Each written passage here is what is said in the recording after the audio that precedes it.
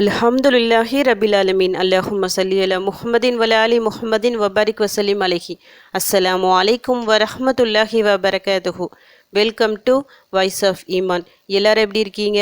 நல்லா இருக்கீங்களா? அல்ஹம்துலில்லாஹ். அல்லாஹ் சுப்ஹானஹு வ தஆலா உங்களுக்கு நீண்ட ஆயுளையும் ஆரோக்கியத்தையும் வழங்க வேண்டும் என்று துவா செஞ்சு ஆரம்பிக்கிறேன்.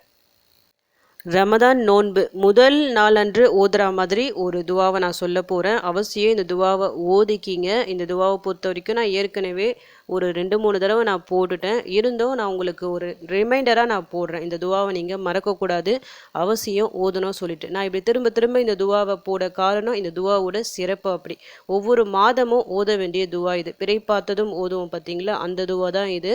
நார்மலாக எல்லா பிறை பார்த்ததும் இந்த துவாவை ஓதுறோம். குறிப்பாக ரமதான் மாதம் பரக்கத்தான மாதம், அல் குரான் இறங்கிய ஒரு மாதம். நம்ம எல்லாருக்கும் பரக்கத்தை தான் இருக்கும்.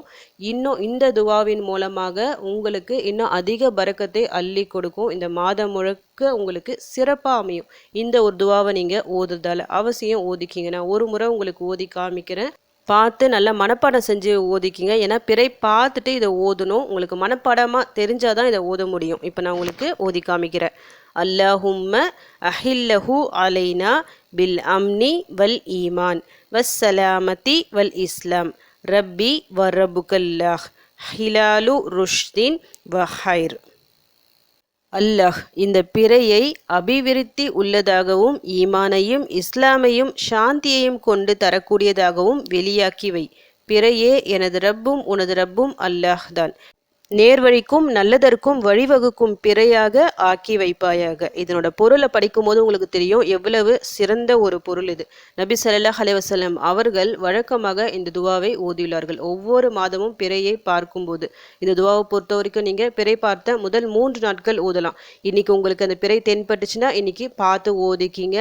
அப்படி இன்னைக்கு உங்களால் பார்க்க முடியலன்னா மறுநாள் ஓதிக்கிங்க. அப்படியும் முடியலன்னா 3வது நாள், அதாவது முதல் 3 பிறை நீங்கள் பார்த்து நீங்கள் இதை ஓதலாம். ஓதி பாருங்க. இன்ஷா அல்லாஹ் அந்த மாதமே உங்களுக்கு பரக்கத் மிகுந்த ஒரு மாதமா இருக்கும். அதுவும் ரமதான் மாதத்துல இந்த ஒரு துவாவை நீங்க ஓதுனா இந்த வருடம் முழுக்க அது உங்களுக்கு பிரதிபலிக்கும், உங்க வாழ்க்கையை பிரகாசமாக்கும். அதனால அவசியம் ஓதிக்கிங்க.